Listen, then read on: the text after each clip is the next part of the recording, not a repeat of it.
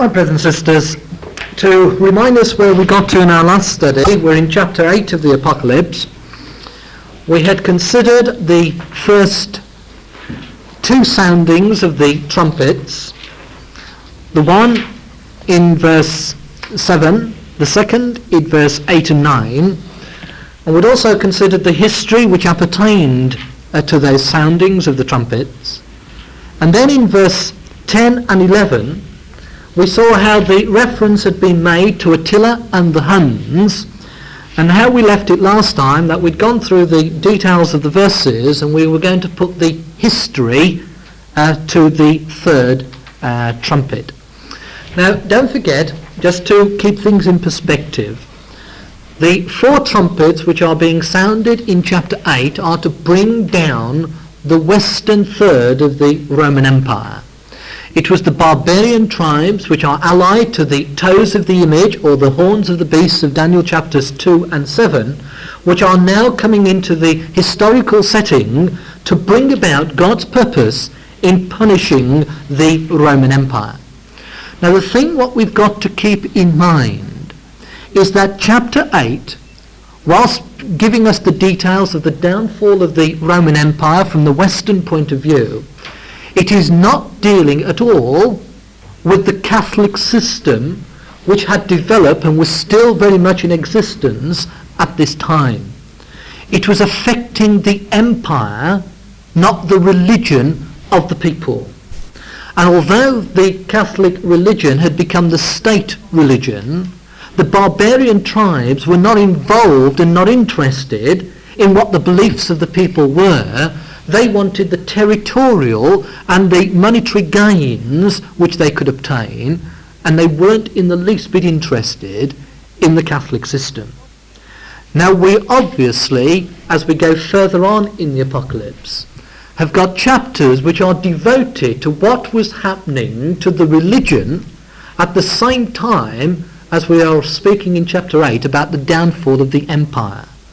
But we are concentrated on, or the revelator is concentrating our minds on the downfall of the empire, whereas we have said subsequently we shall look at what was happening to the Catholic system.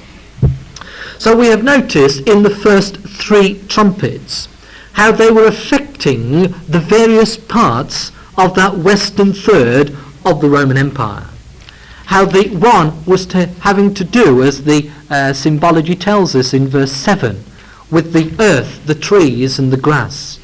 Whereas in verse 8 and 9 it had more to do with the maritime nature of the calamity.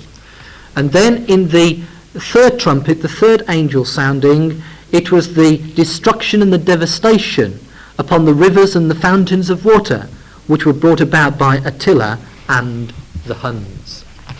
And so let's just give you briefly some of the history which was appertaining to the third angel. And if you can try and look at the two verses of verses 10 and 11 as we've tried to explain what the actual phrases mean, to see how these wonderfully fit against the background of history. The blazing star symbol of this trumpet is identifiable with the meteoric reign of Attila, the king of the Huns, who ravaged the western third of the empire with his wild, illiterate band of nomads. They swept into the empire from Central Europe, and when his uncle died in AD 434, Attila and his brother ascended the Hunnish throne as co-rulers. In AD 445, Attila murdered his brother, and as sole ruler he proved his right to the title, the Scourge of God. History paints for us an incredible and frightening picture of this wild nomadic people. They were more like fierce, two-legged beasts than civilized men. They were illiterate, they were skinny, with dwarfish, foul-smelling bodies, and that's the way Gibbon describes them. Their faces were flat, and their cheeks were scarred from cuts made in childhood to stop the growth of beards in later life. Now, brethren, we know what the answer is. Under rat-skin helmets, their hair was filthy, black and bristly. Not the sort of person you would take for your husband. But on the plus side, they were highly skilled horsemen who could virtually eat and sleep in the saddle. By all accounts, the sight of the approaching band of Huns on horseback was enough to strike terror in the stoutest heart. No wonder that this scourge brought bitterness and death upon the peoples of the third of the rivers during the third trumpet blast. He gathered under his banner many of the Vandals, Ostrogoths, Gepidae and Franks. For a time, Ortius found it convenient to use Attila's unlimited store of military manpower, and for Roman gold, the Huns crushed a slave revolt in western Gaul. They inflicted a severe defeat on the Burgundians along the western bank of the Rhine and constantly harassed the Visigoths. Theodosius, the Eastern Catholic Empire, was forced to relinquish a portion of territory south of the Danube and to pay tribute to Attila. In AD 451, the fierce Hunnish horsemen marched westward into Gaul, piercing the Roman fortifications and devastating the rich countryside until their passage was halted by the allied forces of the Romans and other barbarian tribes. Attila then withdrew to reorganize his army and await the enemy. Eventually, the forces of the Western Third, under the emperor, came and encountered the forces of the Huns on the 21st of September AD 451 near a place called Troes. There followed a ferocious and costly struggle, known in history as the Battle of Chalons, in which some contemporary estimates that between 165,000 and 250,000 were slain and left in heaps on the field. Attila, apparently judging the cost was too high, executed an orderly retreat back across the Rhine. But 1 year later, he revenged himself against the staggering empire with a devastating attack on northern Italy. The emperor was powerless to resist, and the city of Rome was only saved by destruction by an intervention of the Pope, whose name was Leo I, who visited Attila, and is said to have said that he subdued his ferocity by the apostolic majesty of his men. In AD 453, whilst making preparations for another conquest into Italy, the barbarian's ruler's life was extinguished, apparently by a broken blood vessel. Following his death, the Hunnish realm quickly disintegrated, and the West was left free to resume its own domestic hostilities. So that's how the historians basically gives us the background to what we've got in verses 10 and 11. We saw that his name was called Wormwood, and we saw last time that in the Greek it was the name of the river of the district from which Attila came from, and the whole of his campaign was one of bitterness, with those 250,000 men being slain and the great ravages which Attila brought upon the western third of the Roman Empire. So you'll notice verses 7, 8 and 9, 10 and 11 have all directed our attention towards the third part of the various stages or aspects of the Roman Empire. And so it is now with the fourth angel in verse 12. The fourth angel sounded, and the third part of the sun was smitten, the third part of the moon, the third part of the stars, so as the third part of them was darkened, and the day shone not for a third part of it, and the night likewise. The fourth angel again was directed against the third part of the Roman Empire. So the whole of these four trumpets have been aimed in one direction and one direction only, the western third of the Roman Empire. Now by now it ought to become very apparent what the symbols of verse 12 are indicating. We've seen under the first trumpet the aspect of the grass and the trees as it was more in the countries along the Danube and just south of it. The next one was the Mediterranean conflict, and we have seen with Attila it was more on the rivers and the ravages which occurred there. But now you'll notice it on the moon and the stars and the sun, so that it was dark, and the day shone not with the sun, neither did the night shine with the moon. Now again, we have seen many, many times the symbols of the sun, moon and stars. We read them yesterday, did we not? In Genesis chapter 37, with the dreams of Joseph. And we noticed what those symbols were used for. In Joseph's case, they were his father and his mother, the sun and the moon, and the stars representing the brethren, who were eventually going to make obeisance to Joseph. We have seen throughout the scriptures how that the sun, moon and stars, depending upon what political heavens we are looking at, speak of the rulers who are in those heavenlies. So that if we were looking at the Babylonian heavens, we would find the sun, moon and stars would relate to the leaders of that empire. If we were looking at the Roman Empire, we would see that the sun, moon and the stars were reflecting the leaders of the ruling powers of the Roman political heavens. They're used for governments. They're used for those in authority. Again, if you just want one or two more quotations, shall we go to Ezekiel and chapter 32.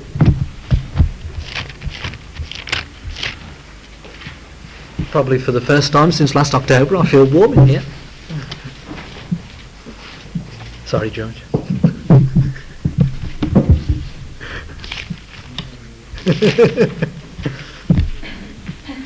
Ezekiel 32.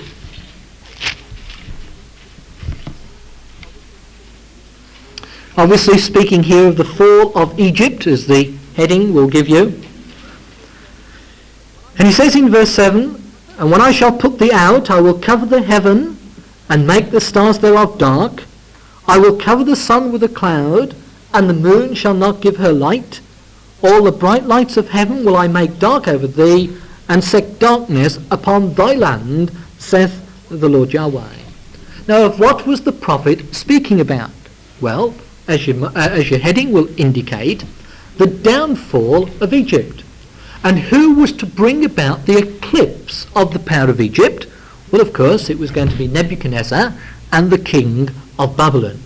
And it was Nebi who was to oppress Egypt, if you remember, from Ezekiel chapter 29, for those 40 years. And he eclipsed the power of Egypt.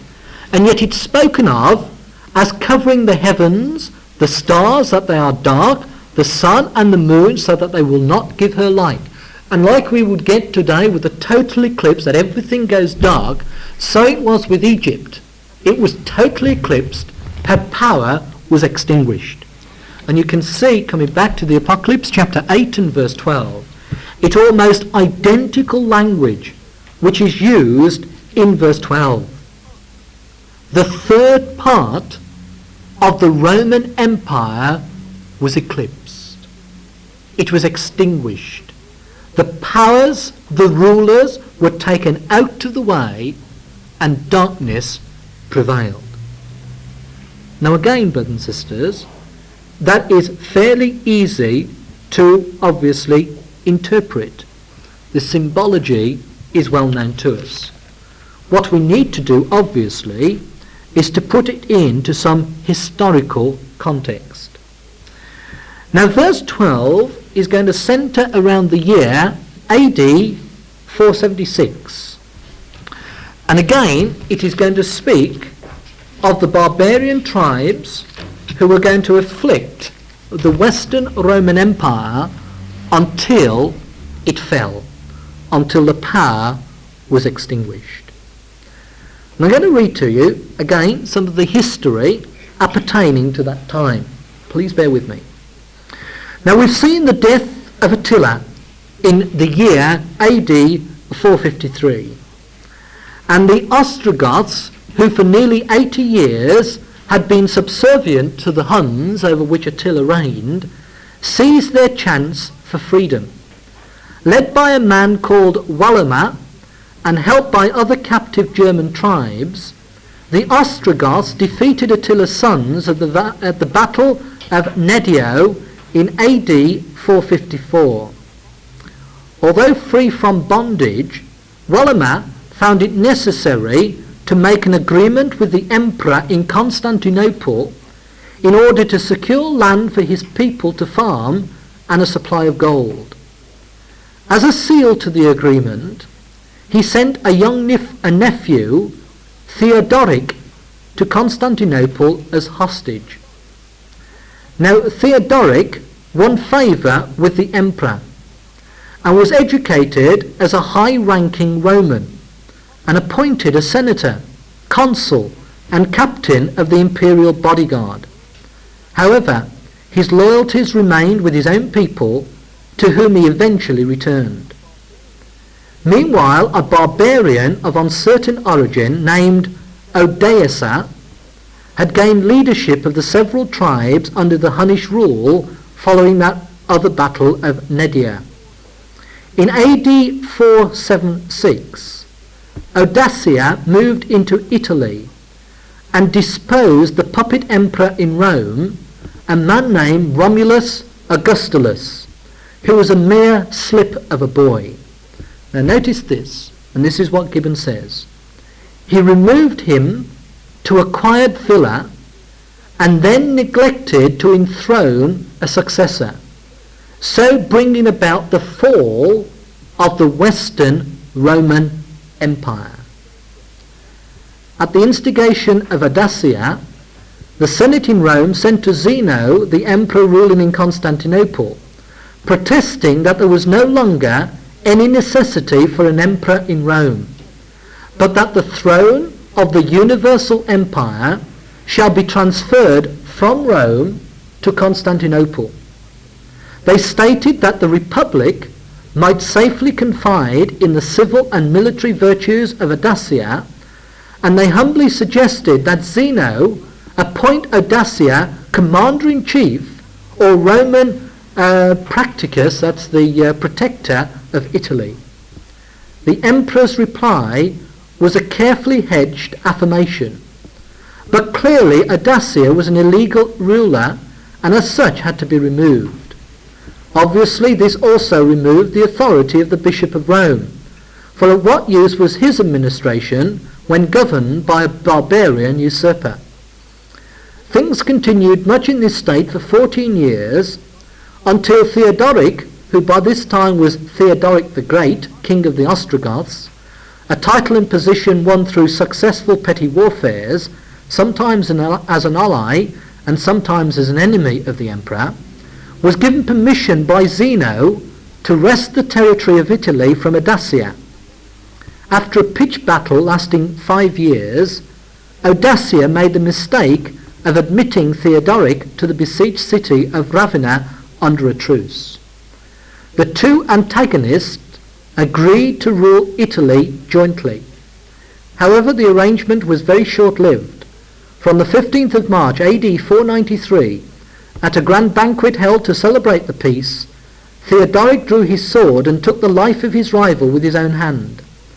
Now Theodoric was left as sole ruler, and Zeno was left without a representative to administer Italy. However, Theodoric the Great maintained law and order, granted religious freedom to Orthodox Catholics and Jews, preserved the noble buildings of Rome, and encouraged the arts, and during 33 years reigned as the first king of the seventh head of the beast, which of course we shall come to later on in the Apocalypse. So basically, what the history confirms was that in AD 476, this man Odoacer, who had become the ruler of the barbarian tribes, disposed the emperor who was in Rome, the man Romulus Augustulus, removed him from the throne, bringing about the fall of the Western Roman Empire. So chapter 8 has given us the history. It's obviously sometimes very difficult to remember, but if only we can keep in our minds that chapter 8 is giving us the history, the details of the downfall of the western part of the Roman Empire. Now, I've brought a few books along tonight, but one of them is called The Approaching End of the Age by the man Grattan Guinness. Now, you may have seen it, you may have read it, you may have not. He obviously wasn't a Christadelphian. But the thing about him, he goes at great lengths, not only to give a lot of history, but also to give us a lot of times and seasons. He takes a lot of the dates in the Bible and sees how they fit in to the historical pattern of events. And if you want to have a look at it later on, he gives us, in quite an extensive number of pages, the details of all the great empires of the world, from the time of Babylon, Medo-Persia, Greece, and then finally Rome. He gives us all the emperors who ruled those empires and at what times they came onto the throne and at what time they departed. He also gives us some of the great battles that took place. So if anybody of you want to have a quick reference to any of the historical settings of Babylon, Greece, Medo-Persia or Rome, he is one of the most interesting of reading and very quick to get all the facts and the dates. Now, because of this, he gives us all the details concerning the Roman Empire. And he, very rightly, links it with the fourth beast of Daniel chapter 7. And right the way through the history, he gives us when the kingdom was divided into two, all the emperors who ruled on it.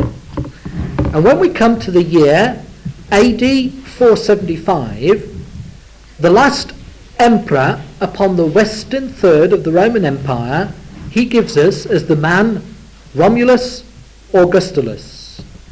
And he reigned, says Grattan Guinness, for 10 months. From October the 31st, AD 475, to the 22nd of August, AD 476. And at that point ends, as you can see, his chronology of the western third of the Roman Empire, because he ends with the line, the end of the Western Roman Empire. And it was the last emperor to rule upon the throne at Rome. But not only have I brought the book for that reason, because Gibbon and many historians give us that date. What Grattan Guinness also says, and this is where I want you to consider, and I'm certainly not going to say that it is necessarily correct. It's just something to consider. He says that the period from the beginning of the kingdom of Babylon to the fall of the western third of the Roman Empire, i.e., from the start of the image of Nebuchadnezzar in Daniel 2, or from the start of the beasts of Daniel chapter 7, from the start when the first world empire came upon the scene to the end of the Roman one, was from February the 26th, 747 BC, to August the 22nd, 476 AD. And therefore there elapsed 1,222 solar years and 6 months. Now we obviously work today in solar years, where there is 365 and a quarter days per year. Grattan Guinness goes to great lengths to demonstrate that in these days of what this history covers, they didn't work in solar years, they worked in lunar years. And lunar years basically is about 354 355 days. So whereas every 4th year we have to put in an extra day to make sure that we're back in step with the revolutions of the earth relative to the sun, in the lunar time, then obviously every so often they also likewise had to put in extra days or extra years, as the case may be. But he gives very, very strong arguments to demonstrate why the time periods in those days were in lunar years. And therefore, when you convert the 1,222 solar years into lunar years, you get 1,260. 1260. Now 1260, as I'm sure most of you know, is a very, very significant number throughout the scriptures. It is spoken of particularly in the book of Daniel and also in the book of the Apocalypse. Now again, if we go back to the prophecy of Daniel,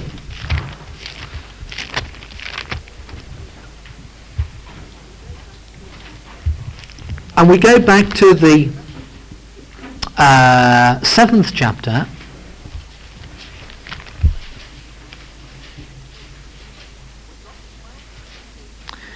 we've got the 1260 mentioned in Daniel chapter 7 and in verse 25.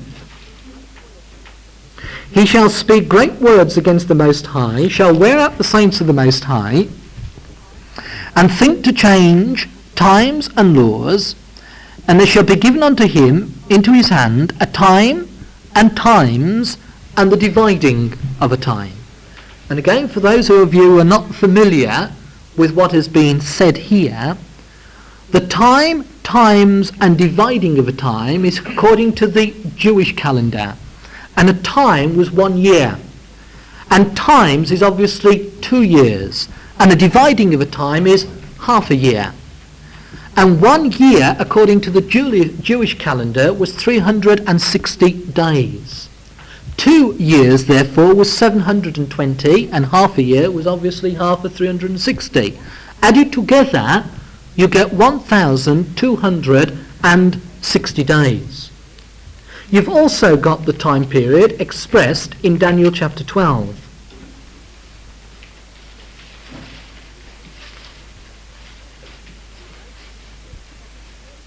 You will notice in verse 7 of Daniel 12, I heard the man clothed in linen, which was upon the waters of the river, when he had held up his right hand and his left hand unto heaven, and swore by him that liveth for ever and ever, that it shall be for a time, times and a half, and when he shall have accomplished to scatter the power of the holy people, all these things shall be finished. Again, times, 2 times and a half a time, based on the 360 days per time, gives us the 1260 days on the day for the year principle, the 1260 years. Now I don't propose to digress at this stage to go into these time periods in Daniel, because they're going to occur for us when we come to later chapters in the Apocalypse. But just for you to note in your memory, they are normally linked to the way the Catholic apostasy dominated down the ages of time the whole of this world. And they are normally dated from the decree of Focus, who made the Catholic religion absolute and gave the Pope his infallibility. And they are normally therefore dated from that decree of Focus in the year AD 610 and taken forward by adding 1260 till we come to the year 1870. And in the year 1870, which of course was 1 year before Brother Thomas died, we have the fall of the temporal power of Rome.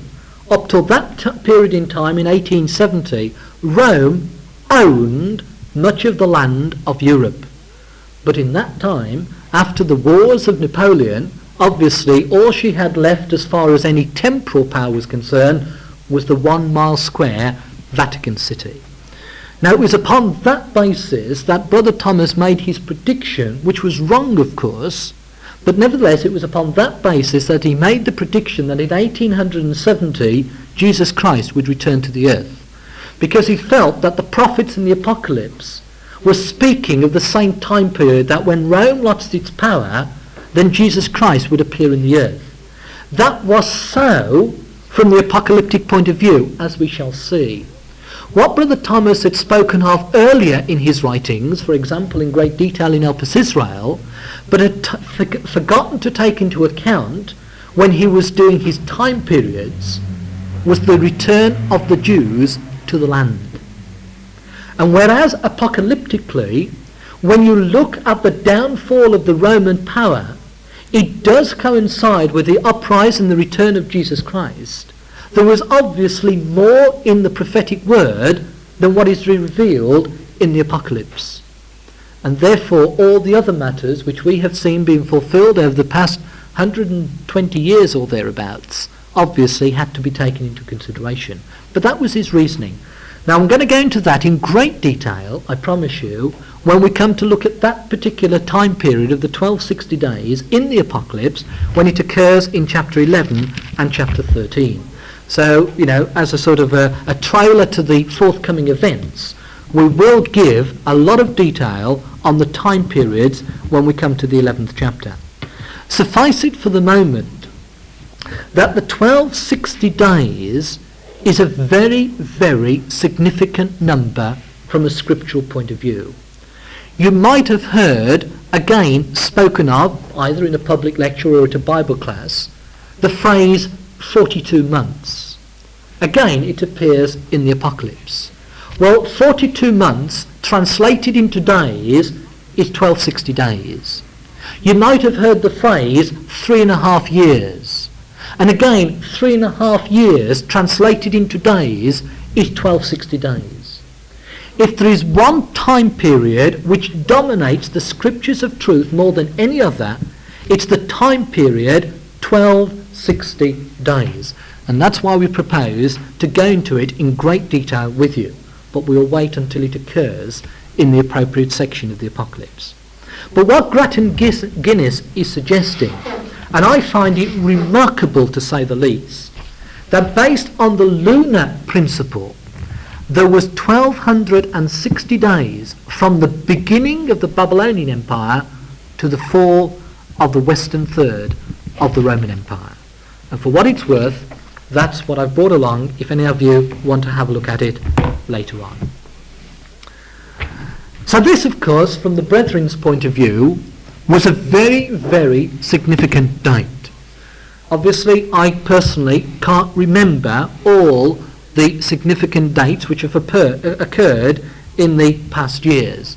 But some of our older brethren will obviously be able to tell you that in 1917, and I wasn't looking at Charles when I said that, in 1917, when the Balfour Declaration was made and a homeland was destined for the Jews, that was a time of great rejoicing amongst the Christadelphian Brotherhood. Something which I'm sure Brother Charles and perhaps Brother George can remember. In May 1948, when the State of Israel was declared, again the Brotherhood rejoiced at the way God was fulfilling prophecy in their own very lives. But most of us can remember June 1967, when Jerusalem was freed from Gentile domination, when we began to see the fulfillment of the words of the Master, that Jerusalem would be trodden down of the Gentiles until the times of the Gentiles be fulfilled. And I'd just come into the truth at that time. And it was at that time that the Birmingham Christadelphians in town hall effort filled with overflowing the town hall with over 2,000 people.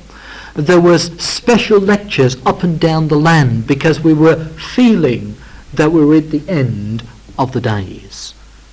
And so when we reflect back, I'm sure our brethren and sisters living at the time of AD 476 and thereabouts would have rejoiced and praised God that they had been privileged to see the downfall of that great Roman Empire which had devastated the earth for so many long periods. Don't forget, it had been the Romans who had been in occupation of the land of Israel at the time of the Lord. It had been the Romans who had persecuted so many of our brethren and sisters. And now at last, according to the glorious purpose of God, the western part, Rome itself, had now fallen onto the barbarian tribes. And so chapter 8, although it's steeped in history, although it contains many things which obviously are going to go from our minds, at least we ought to take heart with our brethren of past ages that God had worked out once again his predetermined purpose, and another notch in history was achieved with the downfall of Rome. But then in verse 13, we're going to consider the second part of the Roman Empire. I beheld and heard an angel flying through the midst of heaven, saying with a loud voice, Woe, woe, woe, to the inhabitants of the earth, by reason of the other voices of the trumpet of the three angels which are yet to sound. Now again, so as we keep it in our minds, and I know I keep going back to basics, but it does help us to appreciate what we are talking about. Think of the image of Nebuchadnezzar in Daniel chapter 2. And you think of the image standing upon its two legs. And those two legs were representing the division of the Roman Empire. The one leg, the western leg, had its headquarters in Rome. That's now gone. The other leg, the eastern leg, had its headquarters in Constantinople. And chapter 9, with the fifth and sixth angel, we are going to see the downfall of that eastern leg of the Roman Empire, based at Constantinople, until at the end of the sixth angel sounding the trumpet, the whole of the Roman Empire would have come to an end. The powerhouse, which was of course Rome as a capital city, has already gone. But that power had shifted, if you remember, at the time of Constantine, when he established and named it after himself Constantinople, and the military power of Rome basically had gone to the east. We have seen now the fall of the western third. We are now looking at the fall of the other leg of the Roman Empire. The fifth and sixth angels are spoken of as blowing woe trumpets. And that's why in chapter 8 and verse 13 they are described as woe trumpets.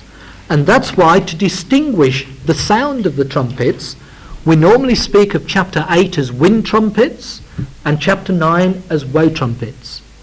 Now you'll notice in verse 13 of chapter 8 there are three trumpets still to sound. Woe, woe, woe. And yet chapter 9 only gives us the details of two. And of course there's a reason for that. Because when we go to chapter 11, and in verse 14, the Revelator says there, the second woe, that's the second woe trumpet, is past, and the third woe cometh quickly.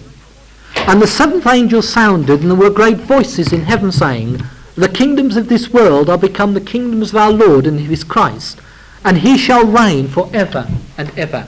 And it would appear, as we read those verses, that at the end of the second woe trumpet, the commencement of the third woe trumpet will herald in the coming of Jesus Christ, when the kingdoms of this world become the kingdoms of our Lord and of his Christ. But that's not so. Because as we saw with the seals, we were given details of 6 seals, finishing up with our friend Constantine. Once the 7th seal opened, we were not given any specific details about the 7th seal, because what the 7th seal revealed for us was 7 trumpeters.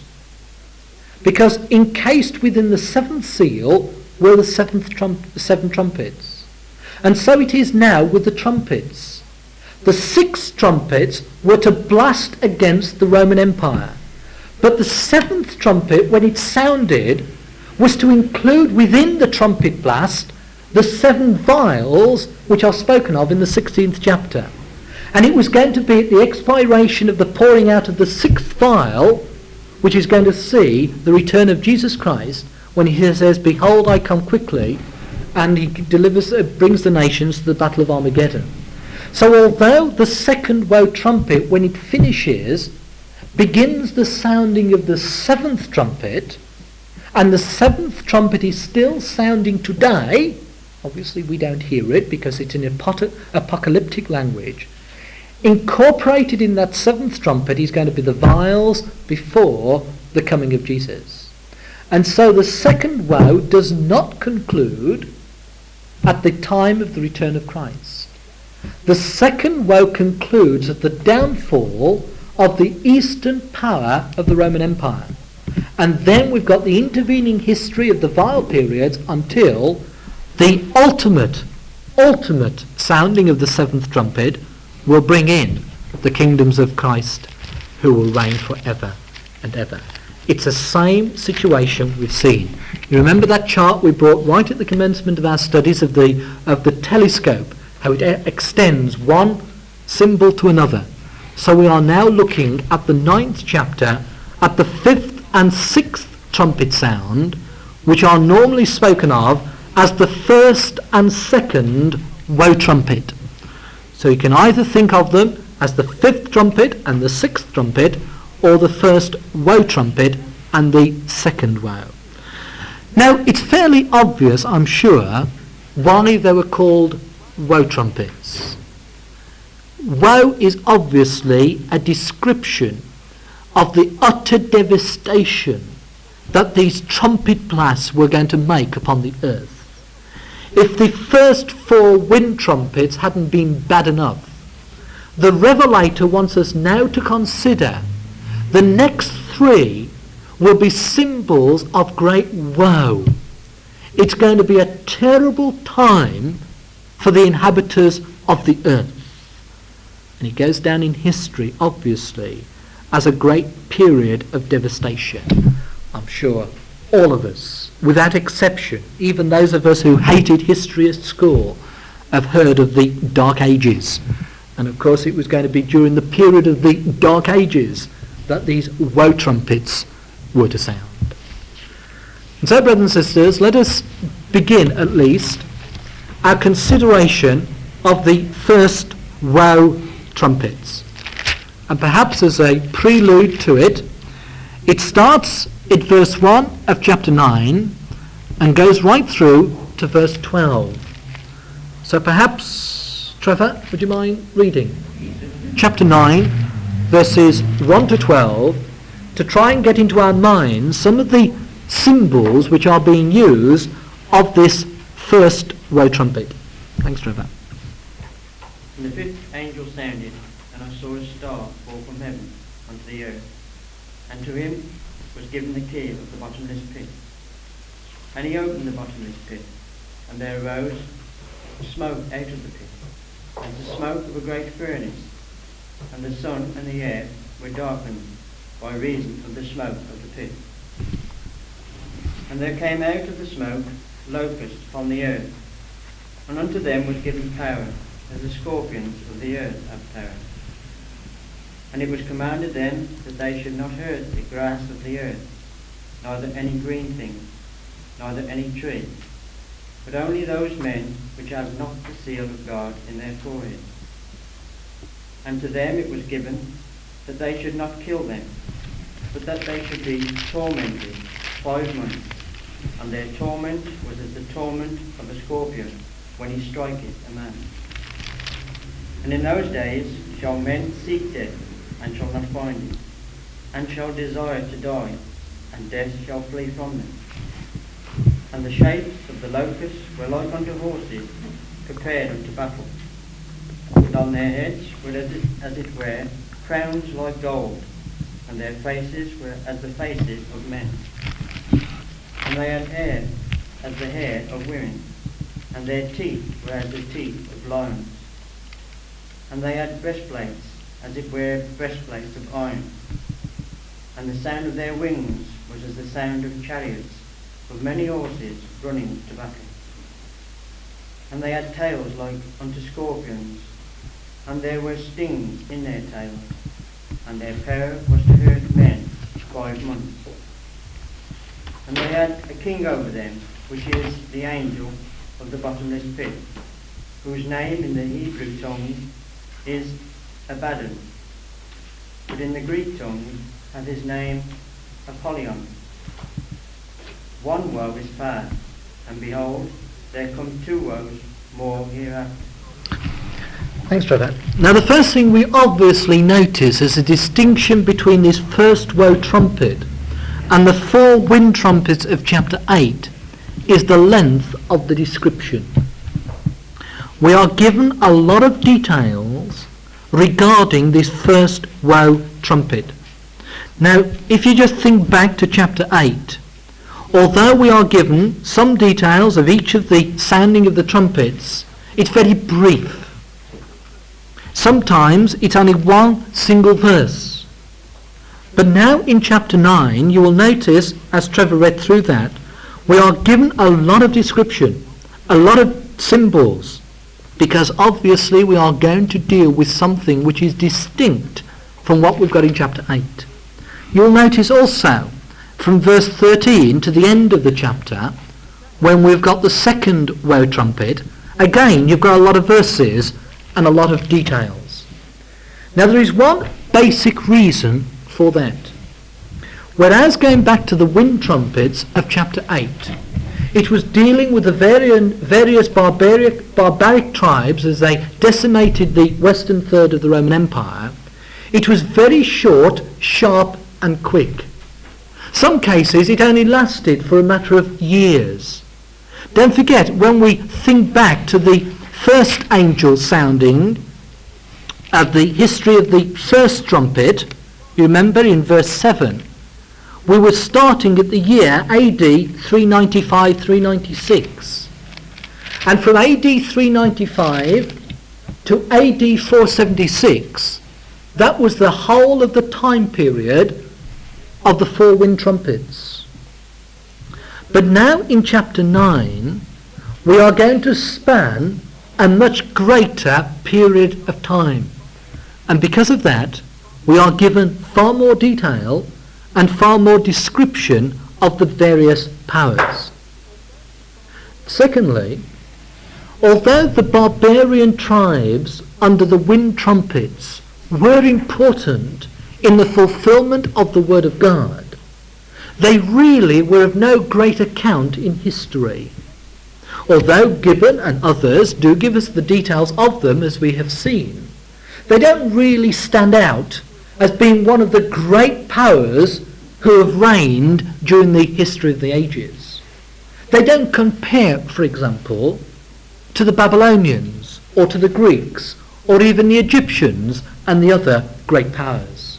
And although they were used, as small powers have been used by God in the past, to bring about his purpose on the western third of the Roman Empire, they didn't really have much place in history as one of the greater superpowers.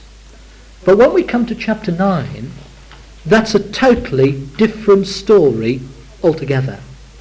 Because under the symbol of the first woe trumpet, we've got one of the powers which has dominated world history, not only from the time when it first sounded, but even to today. Because in the description of what we have got under that fifth angel, or the first woe trumpet, we have got the uprise of the prophet Mohammed. And of course it was the prophet Mohammed who brought into being the Muslim religion. It was he who wrote the Quran. And we know today the great number of people in this earth who are Muslims, who worship Allah and who believe in the Quran. It is probably one of the greatest religions and one of the greatest followers in the earth today. And it all began because of what God had caused to happen under the first woe trumpet of chapter 9. Because he was going to use the power of the Muhammad to begin to bring about the downfall of the Eastern Roman Empire. And that's why not only are we given the details because of what happened to the Eastern power of Rome, because of the large amount of impact they have had upon world affairs. And again, as we go through the symbols, we will see how even the time periods of the Muslims have affected the course of history. And so it is when we come to the second woe trumpet, or the sixth angel sounding, at the end of chapter 9. What we are going to see there is the uprise of the great Turkish Empire. Now again, we need to know very little of history to know the power of the Ottoman Empire. The Ottoman Empire ruled the Middle East for so many long centuries. And don't forget, it was until 1917 when the British, under the General Allenby, finally kicked the Turk out of Jerusalem to cause the way for the Jews to eventually return. It's only at that time period, which has brought us right up almost to our day and generation, that the Turkish power has ceased to be of any great importance in world affairs. But the Ottoman power was reigning for supreme for so many long centuries. That's why the Revelator gives us such a great detail. And therefore we are going to commence now our thoughts concerning the fifth angel, the first woe trumpet. And you'll notice what the Revelator begins with. He says, I see a star fall from heaven unto the earth. Now, it's a bit unfortunate here because it puts it in the tense which is not really in the Greek. In the Greek, it's a star which had fallen. And most of the translators put it in the past tense. It was he didn't actually see at the time of himself a star fall.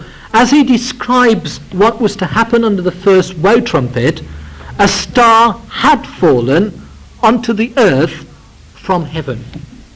Now again, we should be familiar with that star as far as what it represents, not necessarily whom it represents.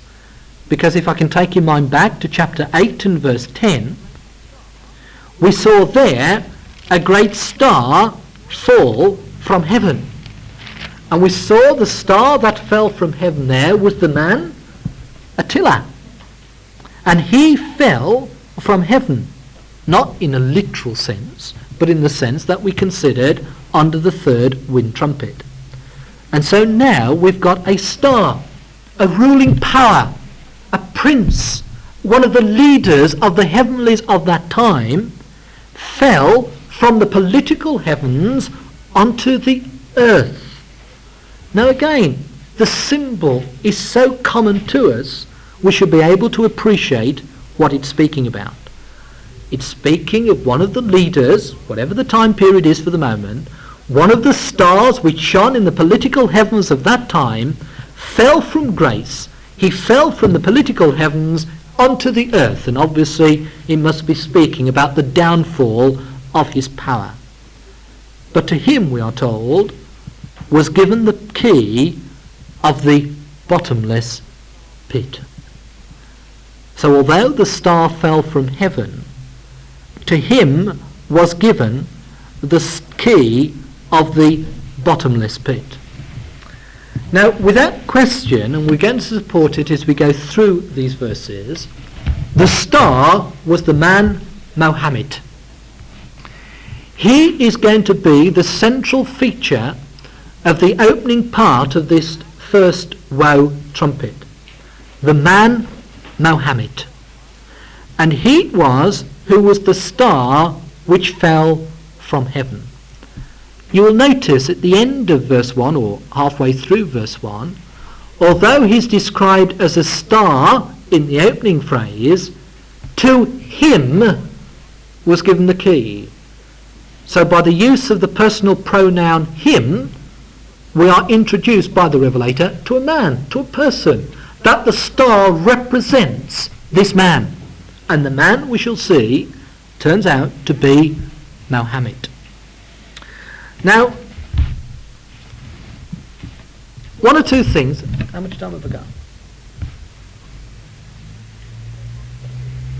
We haven't got long, so we better not sort of go into too much at this time, because I will sure forget it for next time. We don't want to keep repeating it for your patience sake. So therefore, can we just, for the remaining couple of minutes or so, just have a look at the phrase, the key of the bottomless pit. Now, I brought Jerusalem Bible along with me for the only one reason, as I've said to you before, so that you don't think I'm bringing just one translation which suits me. The Jerusalem Bible, which is supported by the rest of the translations, instead of giving the phrase, the key of the bottomless pit, refers to it in this way. He was given the key to the shaft leading down to the abyss. He was given the key to the shaft which was leading down to the abyss. Now I want you to note that either down in writing or mentally, because it's very, very, very important in our understanding of the apocalypse. And then in verse 2, when, as the authorized version says, he opened the bottomless pit, the Jerusalem Bible says, when he unlocked the shaft of the abyss. The shaft of the abyss. Now the emphasis straight away is got the key to the shaft which leads to the abyss, not the key to the abyss itself. That's important to note. And he unlocked the shaft of the abyss, not the abyss itself. Now why should I lay great stress upon that? Well, the symbology is taken from the well. Now when you think of the well, sometimes it almost seems like it's a bottomless pit with water in the bottom. It seems to go down and down and down until there is the water in the abyss or the pit at the bottom. But that which leads down to the water is the shaft of the well. It's not the actual well itself, it's not the water, it's the shaft of the well. So the pit is the abyss. But the key wasn't given to this man, to the abyss, to the pit, to the water itself. It was given to that which leads to the water. Now, the reason for stressing that is because this phrase, the bottomless pit, occurs many times in the apocalypse. If you've got a margin, you'll notice in verse 1, by the phrase the bottomless pit, if you've got the Oxford, you'll notice you've got a small p. And if you go to your margin, you'll notice it occurs again in verse 2, which we've seen, verse 11, chapter 11 and verse 7, chapter 17 verse 8, and chapter 20 verse 1 and 3. Those are the other occasions when it's used in the apocalypse. Now, for example, if I take you to chapter 17, this is probably the most common used of all the phrases relating to the bottomless pit. Chapter 17 and verse 8. The beast that thou sawest was and is not, and shall ascend out of the bottomless pit. Right? Now it's exactly the same phrase in the authorized as we've got in chapter 9 in verse 1. The difference is that only in verses 1 and 2 does it refer to the shaft of the abyss.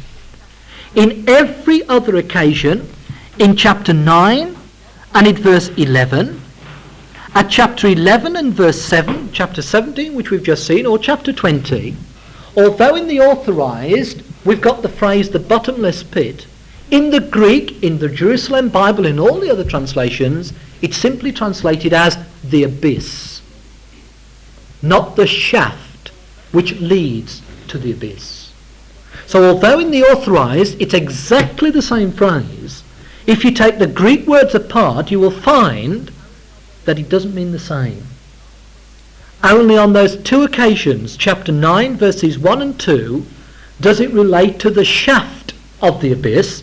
In every other occasion, it refers solely to the abyss. So, for example, coming back to chapter 9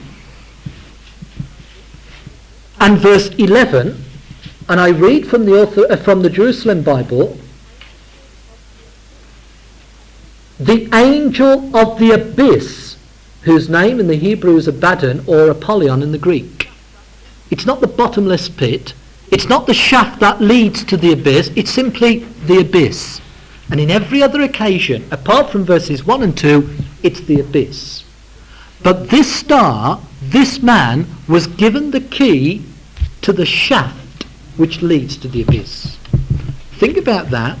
We're going to explain, God willing, what it all is about, but why only the shaft and why not the abyss itself? It's the only occasions when it's used. Something to cogitate on, as they say. Right, thank you.